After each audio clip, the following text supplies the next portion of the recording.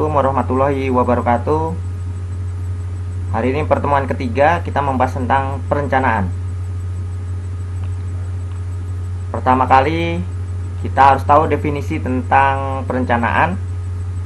Perencanaan sendiri dapat diartikan sebagai suatu proses untuk menetapkan tujuan dan sasaran, menentukan pilihan-pilihan tindakan yang akan dilakukan, dan mengkaji cara-cara terbaik untuk mencapai tujuan masa depan yang telah ditetapkan sebelumnya. Perencanaan mengandung beberapa arti. Perencanaan sebagai suatu proses, penetapan tujuan dan sasaran, pemilihan tindakan, mengkaji cara terbaik. Perencanaan juga merupakan hasil akhir yang ingin dicapai atau goals. Perencanaan paling tidak harus memiliki 3 aspek utama: menyangkut masa yang akan datang, menyangkut tindakan, memiliki serangkaian tindakan pada masa yang akan datang yang diambil oleh perencana. Pentingnya peran perencanaan yaitu untuk mengkoordinasikan usaha-usaha, untuk mengatasi perubahan, untuk pengembangan manajer atau empowerment manager, untuk pengembangan standar kinerja, apakah standar kinerja yang kita lakukan sudah baik atau tidak. Perencanaan mengurangi ketidakpastian. Jenis-jenis perencanaan sendiri ada perencanaan jangka panjang dan ada perencanaan jangka pendek. Untuk perencanaan jangka panjang kisaran 5 tahun lebih, dan untuk jangka pendek kisaran 1 tahun atau kurang. Perencanaan strategis dan operasional. Strategis, rencana jangka waktu yang panjang ditentukan oleh manajer puncak operasional. Penjabaran dari strategis plan atau perencanaan strategik. Perencanaan sekali pakai dan perencanaan tetap.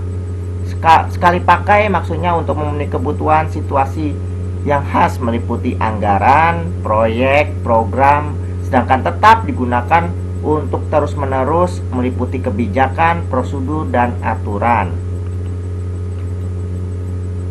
Menurut Stoner dan Wenkel dalam buku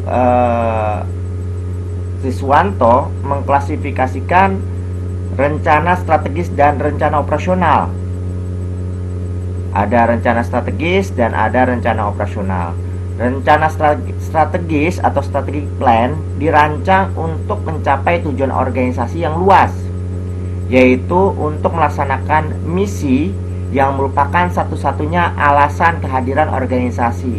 Jadi dengan adanya misi, dengan adanya visi, hal itulah yang membangun sebuah organisasi, yang merupakan tujuan utama dari didirikannya sebuah organisasi.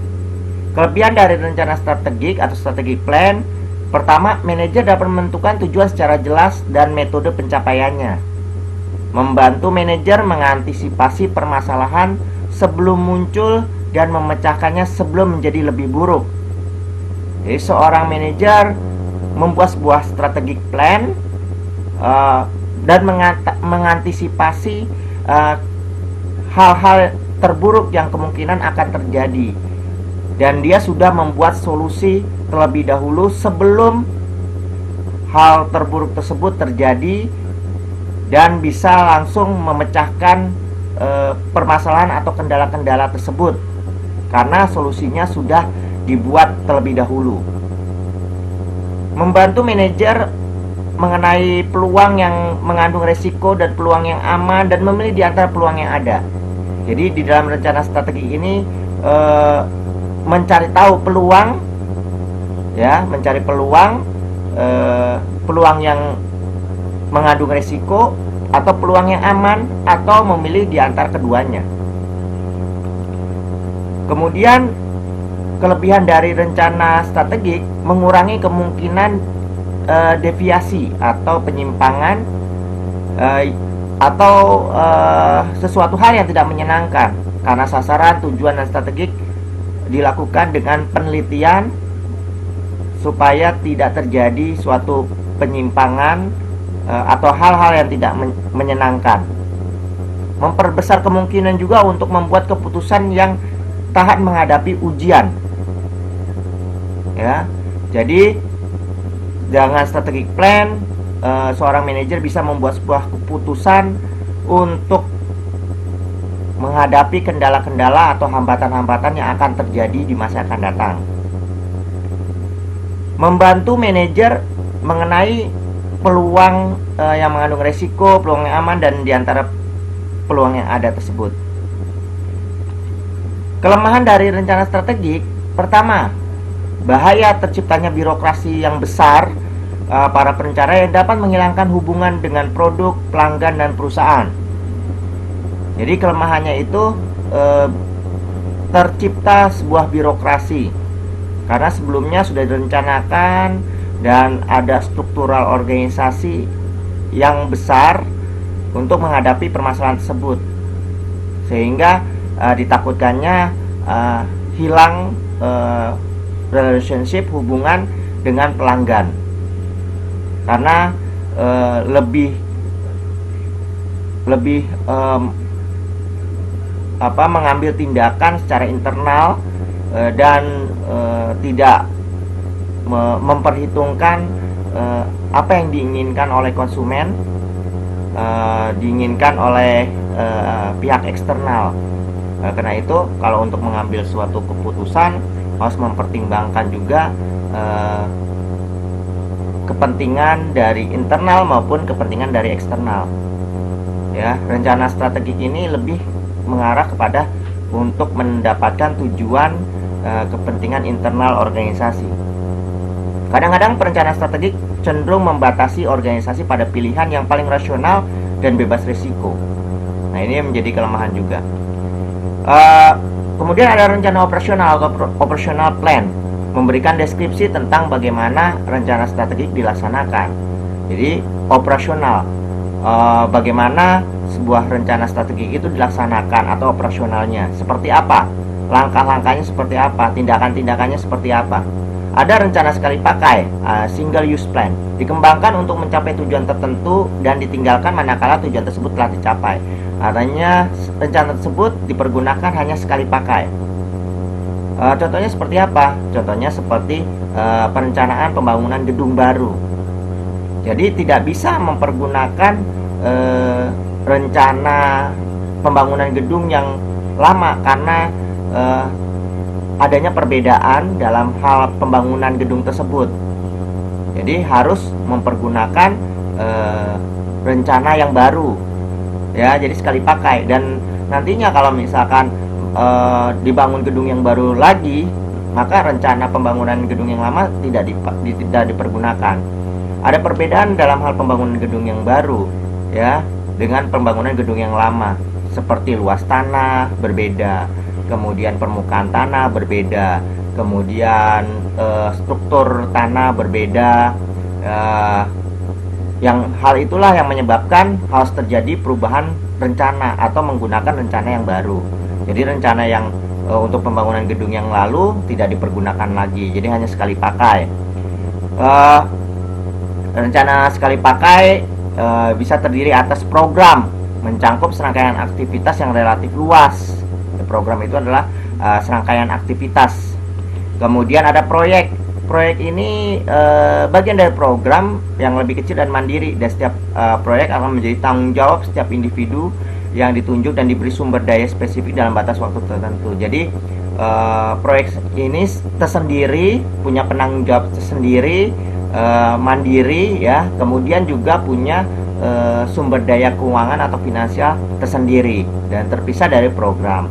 Kemudian ada anggaran. Anggaran ini adalah suatu pernyataan tentang sumber daya keuangan yang memang disediakan untuk kegiatan-kegiatan tertentu dalam waktu yang tertentu pula. Jadi anggaran ini adalah financial budget yang memang dipergunakan untuk aktivitas-aktivitas kegiatan-kegiatan organisasi perusahaan.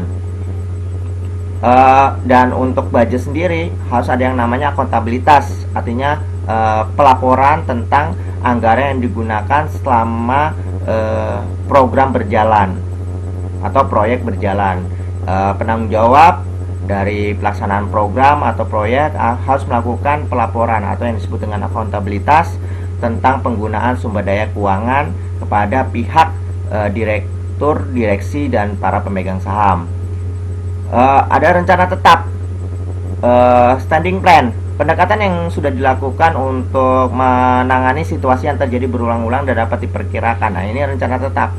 Jadi rencana tetap ini dipergunakan karena memang pastinya akan terjadi situasi yang berulang dan memang dapat diperkirakan.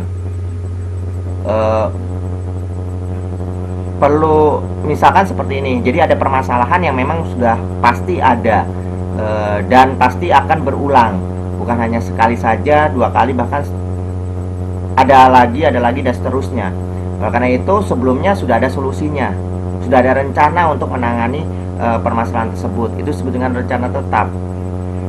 Terdiri atas kebijakan, ya. Kebijakan ini adalah suatu pedoman umum dalam pengambilan keputusan.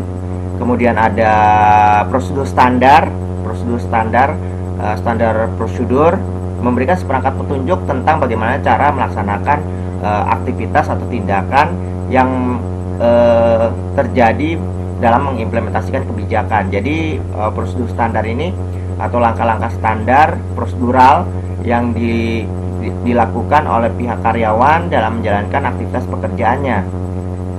Apabila terjadi suatu kesalahan, maka akan ada solusi penanganan karena memang sudah ada prosedur penanganan terhadap kendala-kendala yang terjadi dalam aktivitas organisasi perusahaan. Kemudian ada peraturan, rules. Peraturan atau rules ini adalah pernyataan bahwa suatu tindakan harus dilakukan atau tidak boleh dilakukan dalam situasi tertentu. Jadi peraturan ini menunjukkan apa yang boleh dan tidak boleh dilakukan oleh karyawan dalam menjalankan pekerjaannya. Jadi setiap karyawan itu harus terikat oleh yang namanya peraturan atau rules perusahaan. Bagi mereka yang tidak mengikuti aturan atau melanggar aturan, maka akan biasanya dikenakan sanksi. Sanksinya itu biasanya surat teguran. Pertama teguran secara lisan biasanya, kemudian surat peringatan pertama, kedua, dan peringatan ketiga pemecatan karena dianggap pihak karyawan melanggar aturan dan kebijakan perusahaan. Proses perencanaan sebagai suatu proses adalah suatu cara yang sistematis untuk menjalankan suatu pekerjaan. Nah, perencanaan terkandung suatu aktivitas tertentu yang saling berkaitan untuk mencapai hasil tertentu yang diinginkan. Jadi prosesnya, ya, proses perencanaan itu adalah proses caranya yang memang ada secara sistematis, ya, dilakukan. Ada cara-caranya, ada langkah-langkah yang harus dijalankan untuk bisa mencapai hasil yang diinginkan. Menurut Allen, perencanaan terdiri atas aktivitas yang dioperasikan oleh seorang manajer untuk berpikir ke depan dan mengambil keputusan saat ini. Jadi seorang manajer itu harus berpikir ke depan. Setidaknya kalau seperti pemain catur, dia harus mengetahui 7 langkah ke depan lawannya. Jadi dia bisa memperkirakan langkah dia dalam menghadapi lawannya. Jadi dia harus berpikir ke depan dan mengambil keputusan saat ini. Walaupun keputusan itu harus dipertimbangkan dengan berbagai macam informasi yang ada. Jadi mengambil keputusan juga tidak boleh ceroboh karena ini menyangkut banyak orang, ya, menyangkut juga kelangsungan hidup organisasi. Jadi mengambil keputusan saat ini tapi dengan mempertimbangkan informasi-informasi yang diterimanya, dan setelah dia mendapatkan informasi tersebut, dia menelaah informasi tersebut, menyeleksi informasi, evaluasi informasi, dan akhirnya dia bisa mengambil keputusan yang kemungkinan untuk mendahului serta menghadapi tantangan pada waktu yang akan datang. Jadi dia harus memperkirakan, mengambil solusi terhadap masalah-masalah yang memang belum mungkin terjadi di masa akan datang, tapi dia sudah membuat solusinya saat ini. Proses penyusunan perencanaan. Pertama, merumuskan misi dan tujuan, memahami keadaan saat ini, mempertimbangkan faktor pendukung dan penghambatnya, kemudian menyusun rencana kegiatan untuk mencapai tujuan tersebut. Aktivitas perencanaan itu ada perkiraan atau forecasting atau memperkirakan. Kemudian setelah memperkirakan, kemudian menetapkan tujuan. Jadi tujuan-tujuan itu cukup banyak. Kita harus menetapkan salah satu tujuan yang menjadi misi dan yang menjadi visi organisasi. Kemudian membuat suatu program, bagaimana caranya, langkah-langkahnya, siapa saja yang bertanggung jawab dalam melaksanakan pekerjaan tersebut, kemudian bagaimana cara mengerjakan pekerjaan, prosedurnya seperti apa. Nah, ini pemrograman. Kemudian ada penjadwalan. Penjadwalan itu menunjukkan kronologis waktu, kapan dilaksanakan, siapa yang melaksanakan. Nah, ini penjadwalan. Jadi penjadwalan adalah kronologis waktu, peristiwa atau kejadian, keadaan, dan sebagainya. Kemudian ada penganggaran. Penganggaran yang tadi kita utarakan bahwa penganggaran itu adalah pernyataan keuangan atau finansial tentang berapa banyak anggaran yang dipergunakan, yang sudah dipergunakan, dan itu harus dilaporkan kan. Ada yang namanya akuntabilitas, pertanggungjawaban pelaporan anggaran yang digunakan. Kemudian ada pengembangan prosedur. Prosedur yang sudah ada, apakah sudah cukup baik ataukah belum baik. Kalau misalkan belum baik, kita evaluasi lagi untuk dikembangkan menjadi prosedur yang lebih baik lagi. Kalaupun prosedurnya sudah baik, maka kita juga harus tetap melakukan pengembangan prosedur untuk lebih baik lagi atau jauh lebih baik lagi dari sebelumnya. Kemudian penetapan dan interpretasi kebijakan. Penetapan dan interpretasi kebijakan pun setiap kebijakan-kebijakan yang diambil itu diimplementasikan, kemudian dilaksanakan, dan kebijakan tersebut bisa saja berubah. Untuk aktivitas forecasting ya, jadi untuk perakiraan sendiri sistematis ya, meramalkan dan memperkirakan waktu yang akan datang dengan menarik kesimpulan atas fakta yang telah diketahui. Jadi memperkirakan atas kira-kira apa yang akan terjadi masa akan datang, kendala-kendala apa yang terjadi di masa akan datang. Kita mengambil kesimpulan atas informasi-informasi yang ada saat ini, kemudian kita mengambil keputusan tentang solusi terhadap permasalahan-permasalahan tersebut di masa yang akan datang. Kemudian ada penetapan tujuan ya. Kalau penetapan tujuan adalah suatu aktivitas untuk menetapkan sesuatu yang ingin dicapai melalui pelaksanaan pekerjaan. Untuk program ini juga merupakan langkah-langkah yang memang diperlukan, siapa saja yang bertanggung jawab, dan urutan dalam hal pelaksanaannya, urutan waktu untuk setiap langkah. Kemudian untuk penjadwalan menunjukkan kronologis waktu, berapa lama pengerjaan, berapa cepat pengerjaan, kapan deadline penyelesaian. Nah, ini penjadwalan atau scheduling.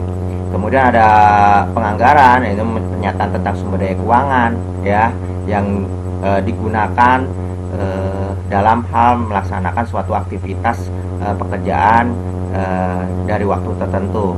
Pengembangan prosedur ya, pengembangan prosedur ini kita harus mengembangkan prosedur yang sudah ada.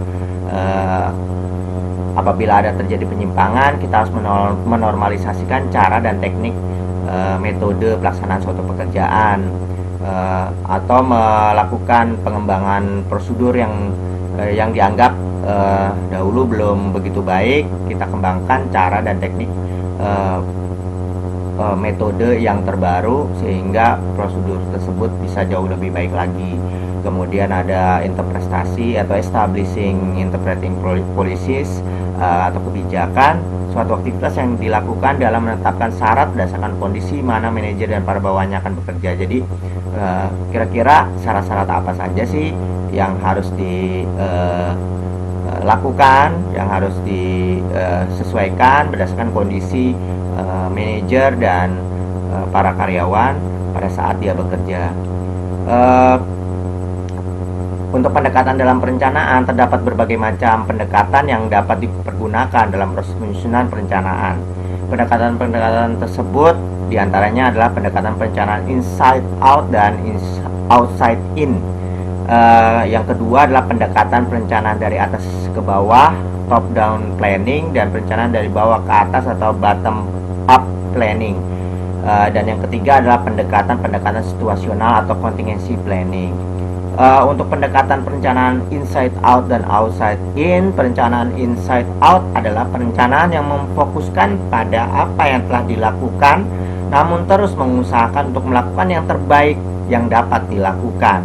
Tujuan perencanaan inside out adalah untuk menjadikan organisasi lebih aktif dan membantu pemanfaatan sumber daya yang lebih baik.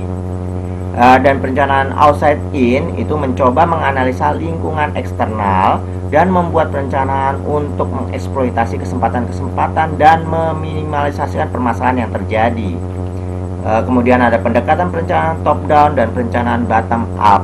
Pada perencanaan dari atas ke bawah atau top down planning, manajer puncak menentukan tujuan secara luas dan kemudian memperbolehkan manajer tingkat bawah untuk membuat perencanaan dengan batas tertentu. Kemudian ada perencanaan dari bawah ke atas atau bottom up planning, memulai dengan merencanakan yang dikembangkan pada tingkat yang lebih bawah tanpa ada batasan, secara teratur melewati hierarki tersebut ke tingkat manajer puncak. Kombinasi kedua menghasilkan perencanaan yang efektif, atau ini dari bawah ke atas. Jadi dari karyawan operasional membuat sebuah perencanaan direkomendasikan ke atas. Nah, itu bottom up, dari bawah ke atas. Sedangkan kalau top down, perencanaan dari manajer puncak kemudian diturunkan ke bawahan atau pihak karyawan. Kemudian ada pendekatan perencanaan kontingensi. Pendekatan ini untuk mencoba menyesuaikan terhadap perubahan-perubahan lingkungan baik eksternal maupun internal. Kontingensi ini adalah perpaduan lingkungan eksternal dan lingkungan internal. Jadi sebuah perencanaan dibuat dengan mempertimbangkan keadaan yang ada di dalam maupun keadaan yang ada di luar organisasi. Efektivitas perencanaan, terdapat dua hambatan utama terhadap pengembangan rencana yang efektif. Pertama, penolakan dari dalam diri perencana terhadap penetapan tujuan dan pembuatan perencanaan untuk mencapainya. Kemudian yang kedua adalah keengganan yang lazim dari para anggota organisasi untuk menerima rencana karena perubahan yang akan ditimbulkan. Alasan manajer ragu atau gagal dalam menetapkan tujuan. Ini merupakan penolakan dari dalam diri perencana, ya, terhadap penetapan tujuan dan pembuatan rencana untuk mencapainya. Jadi ada alasan si perencana ini atau manajer ini ragu atau gagal dalam menetapkan tujuan organisasi.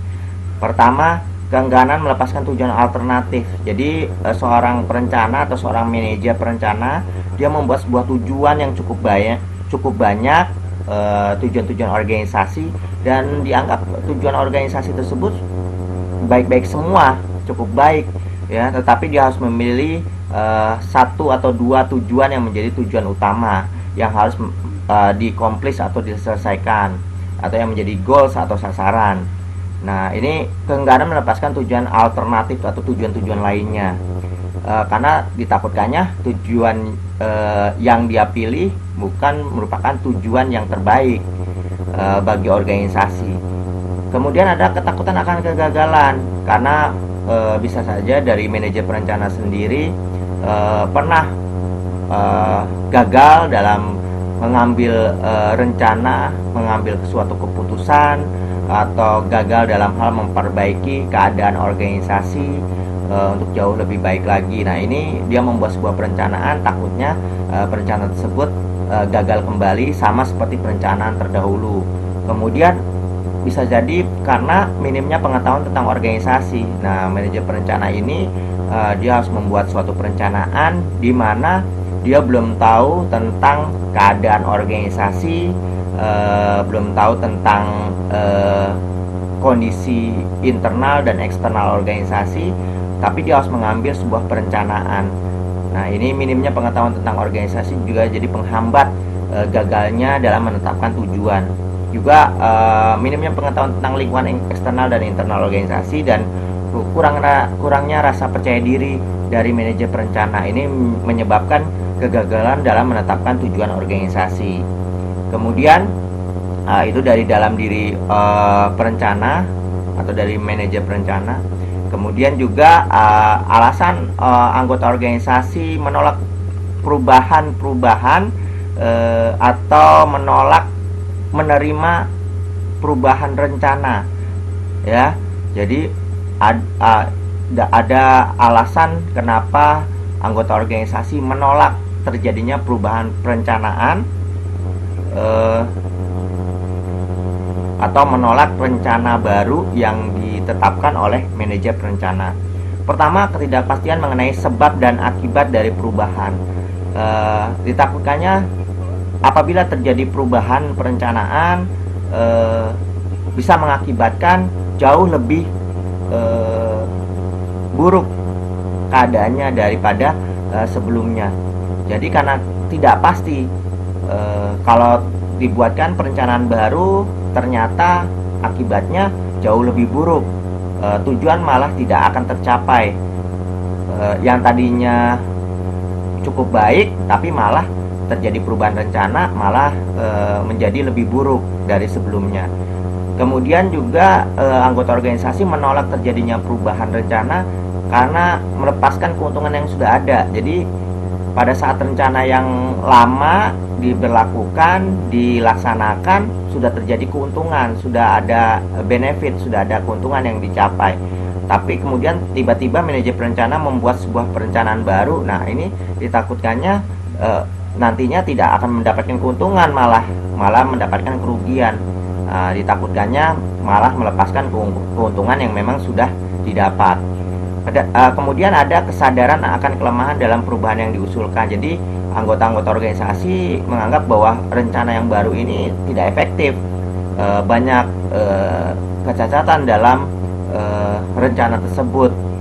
Dianggap bahwa nanti rencana tersebut malah akan memperburuk keadaan.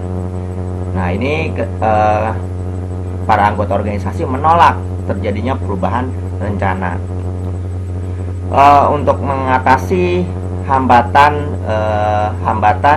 dari penolakan dari dalam diri manajer perencana, kegagalan dalam hal menetapkan tujuan dari dalam diri perencana, atau penolakan dari anggota organisasi terhadap perubahan perencanaan, maka untuk mengatasinya perlu peran dari manajer puncak atau manajer-manajer lainnya untuk melakukan tindakan-tindakan secara konkret yang dilakukan untuk bisa mencapai tujuan atau goals. Pertama, supaya tujuan itu bisa dicapai, pertama memberikan pelatihan terlebih dahulu, memberikan pelatihan, bimbingan, cara-cara, metode-metode yang terbaik untuk bisa mencapai tujuan tersebut. Kemudian supaya karyawan atau para anggota organisasi mau menerima perubahan rencana, perlu adanya penghargaan atau imbalan atas tercapainya tujuan tersebut. Jadi akan ada perubahan rencana. Nah, kemudian para anggota organisasi harus mensupport rencana yang baru dengan melakukan kinerja sebaik mungkin supaya rencana dan tujuan yang baru ini bisa tercapai. Dengan cara apa? Memberikan penghargaan dan imbalan apabila rencana tersebut berhasil, tujuan tercapai. Kemudian juga memberikan tanggapan yang membangun serta menunjang apabila tujuan seringkali tidak tercapai. Jadi memberikan fleksibilitas kepada para karyawannya untuk memberikan rekomendasi, masukan, saran, apa yang kurang dari perencanaan tersebut dan kenapa tujuan seringkali tidak tercapai, tujuan gagal. Nah, ini akan menjadi masukan dan bahan evaluasi dalam mengambil perencanaan berikutnya. Baik, untuk perencanaan saya rasa sudah cukup. Kita bertemu lagi untuk pertemuan berikutnya. Sekian dari saya, terima kasih. Wassalamualaikum warahmatullahi wabarakatuh.